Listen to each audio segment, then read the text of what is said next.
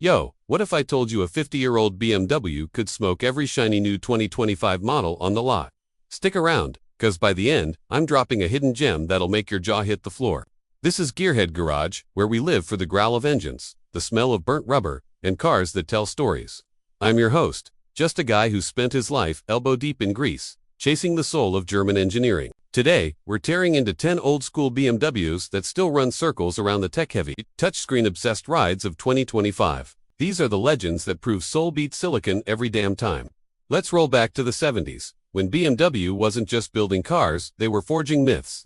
First up, the 1972 BMW 2002 Turbo.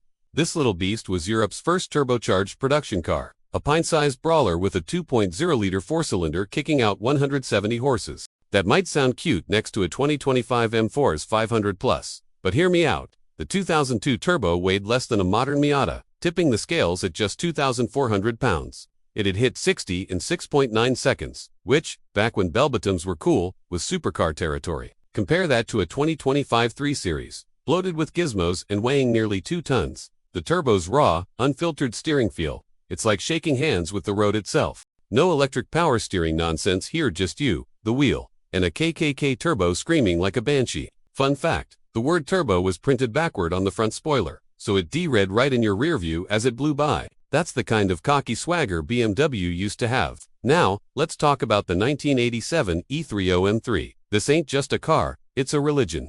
That 2.3-liter inline-4, the S14, revved to 7,300 RPM and pumped out 192 horsepower. Doesn't sound like much, but in a car lighter than a Civic, it was a rocket. The E30 M3 dominated touring car racing, winning championships while your dad's Camry was still figuring out front-wheel drive. Today's M3.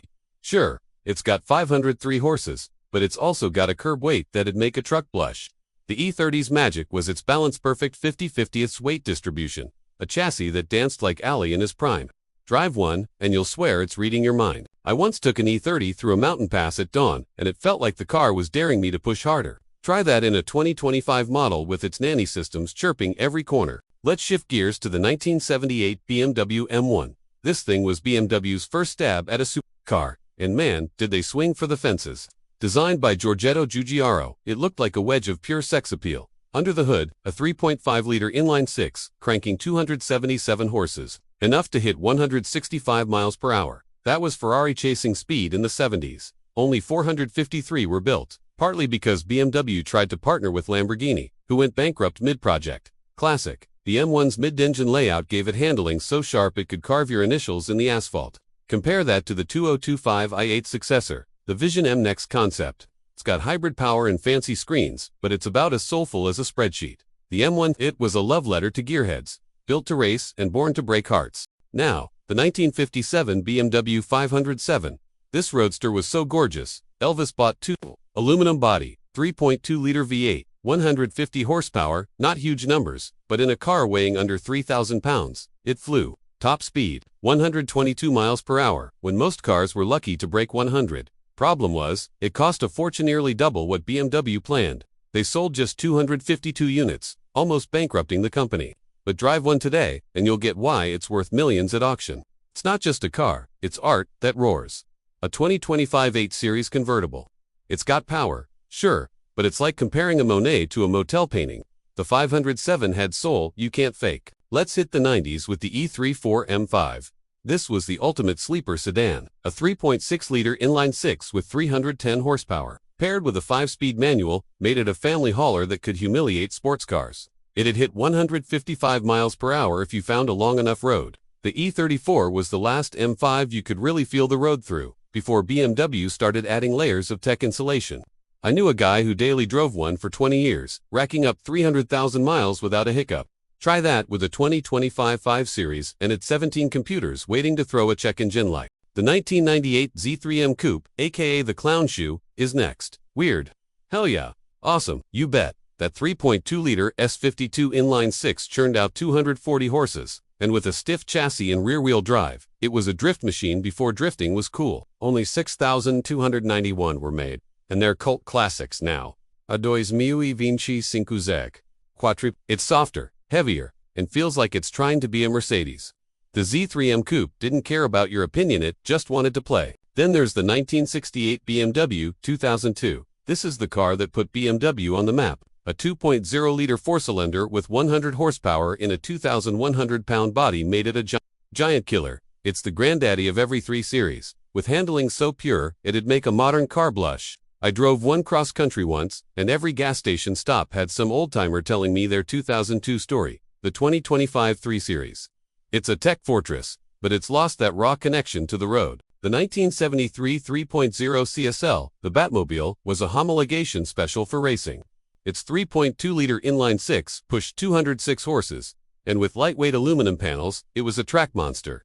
Those massive fenders and that wing, pure 70s excess. It won 5 European Touring Car Championships. Today's M4 CSL tries to channel that spirit, but it's too polished, too perfect. The Batmobile was a brawler, not a prom queen. Let's not forget the 1991 BMW 850i, a 5.0-liter V12 with 300 horsepower in a sleek Grand Tourer body. It was BMW's answer to Ferrari, built to cruise the Autobahn at 180 miles per hour. The pop-up headlights and wedge shape screamed 80s cool. A buddy of mine had one, and every drive felt like a heist movie. The 2025 8 Series. It's cushy, but it's no outlaw.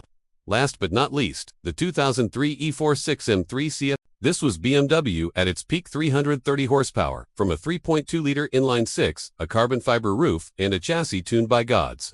It lapped the Nürburgring in 750, faster than most supercars of its day. The CSL was light, raw, and perfect. The 2025 M3 competition. It's a beast, but it's numb, like driving a video game. The E46 CSL was alive, begging you to push it. Now, that hidden gem I promised. The 1972 BMW Turbo concept. This wasn't a production car, but it was a middle finger to anyone who said BMW couldn't dream big. Gullwing doors, a 276 horsepower turbocharged four-cylinder, and a look that screamed future. It hit 60 in under 5 seconds in 1972. It never made production, but it inspired every M car that followed. Find one in a museum, and you'll see what BMW's soul used to be. These old BMWs aren't just cars, they're time machines. Proof that engineering with heart trumps tech every time. Today's models, they're fast, sure, but they're chasing trends, not legends. So here's my question for you. When did we trade soul for screens? Hit the comments, tell me your favorite old-school BMW, and let's keep the passion alive. This is Gearhead Garage, where the road never ends. See you on the next drive.